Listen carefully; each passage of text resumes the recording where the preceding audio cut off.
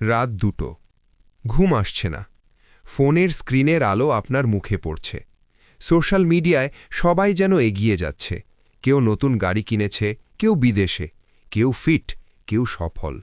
আর আপনি শুধু স্ক্রোল করছেন।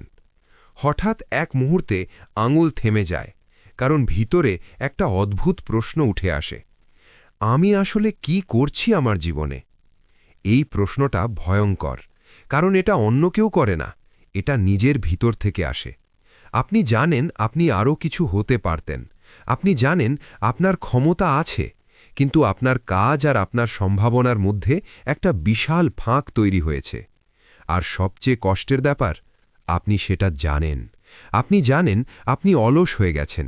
আপনি জানেন আপনি অজুহাত বানাচ্ছেন। আপনি জানেন আপনি ভয় পাচ্ছেন। কিন্তু আপনি এটা কাউকে বলেন না, কারণ বাইরে আপনি নরমাল, ভেতরে আপনি ভেঙে পড়ছেন। সেদিনই প্রথম আপনি বুঝলেন আপনি হারছেন।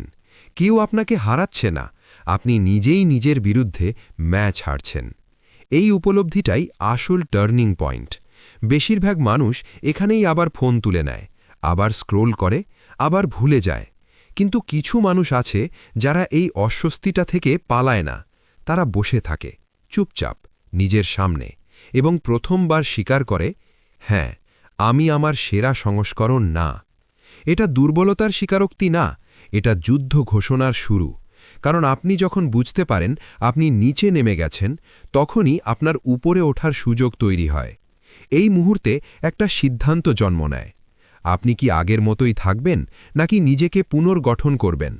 মনে রাখবেন, জীবনে সবচেয়ে বিপজ্জনক দিনটা হল যেদিন আপনি নিজের মিডিওক্রিটিকে মেনে নেন, আর সবচেয়ে শক্তিশালী দিনটা হল যেদিন আপনি সেটা প্রত্যাখ্যান করেন।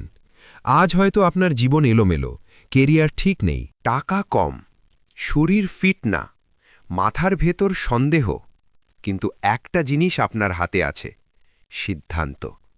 এবং সব বড় পরিবর্তন শুরু হয় একটাই ছোট অদৃশ্য সিদ্ধান্ত থেকে। আজ রাতে, এই মুহূর্তে, আপনি কি সিদ্ধান্ত নেবেন? আপনি লক্ষ্য করলেন আপনার সীমাবদ্ধতা আসলে শরীরে না, মনে। যখন দৌড়াতে যান, একসময় মনে হয় আর পারছি না, কিন্তু সত্যিই কি তাই? না, আপনার মস্তিষ্ক আপনাকে বাঁচাতে চায়। সে চায় আপনি আরামে থাকুন, সে কষ্ট পছন্দ করে না।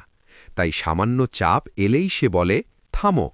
এই থামো শব্দটাই আপনার অদৃশ্য দেয়াল। আপনি ভাবেন এটা আপনার শেষ সীমা, আসলে এটা শুধু সেফটি অ্যালার্ম। সেই দিন আপনি ঠিক করলেন, যখন মাথা বলবে থামো, আপনি 5 মিনিট বেশি করবেন, শুধু 5 মিনিট। প্রথম দিন কঠিন ছিল, দ্বিতীয় দিন ব্যথা, তৃতীয় দিন সন্দেহ, কিন্তু চতুর্থ দিনে কিছু বদলালো। আপনি বুঝলেন আপনি যতটা ভাবেন তার চেয়ে বেশি পারেন। এই ছোট ছোট একটু বেশি মুহূর্তগুলো আপনার নতুন পরিচয় তৈরি করতে শুরু করল। আপনি আর সেই মানুষ না যে প্রথম অস্বস্তিতে পালায়। আপনি এখন সেই মানুষ যে অস্বস্তিকে সহ্য করতে শেখে।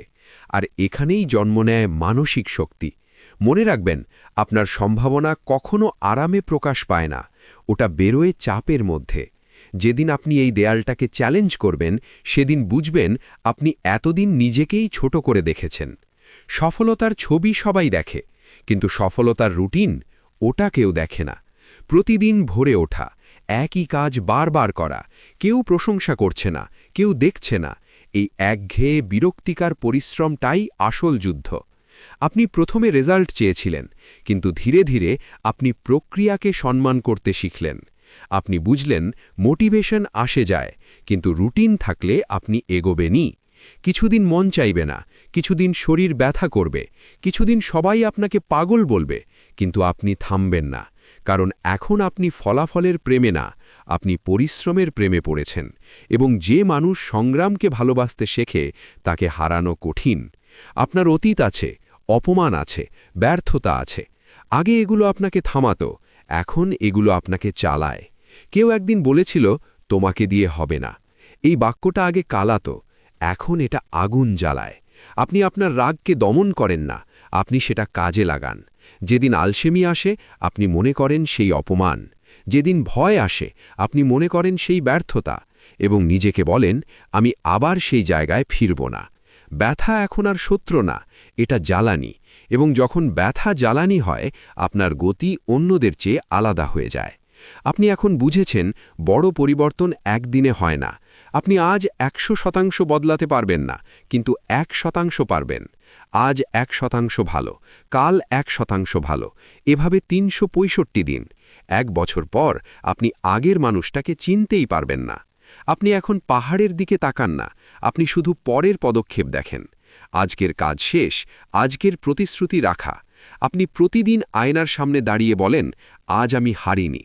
হয়তো আপনি এখনো ধনী না, হয়তো এখনো সেরা না, কিন্তু আপনি আগের চেয়ে শক্ত, এবং এটাই আসল জয়। কারণ জীবন কখনো পারফেক্ট হবে না, কিন্তু আপনি শক্ত হতে পারেন। প্রশ্নটা এখনও একই, আপনি কি আগের মতোই থাকবেন, নাকি প্রতিদিন 1% করে বদলাবেন? সিদ্ধান্ত আপনার, আর আপনার ভবিষ্যৎও।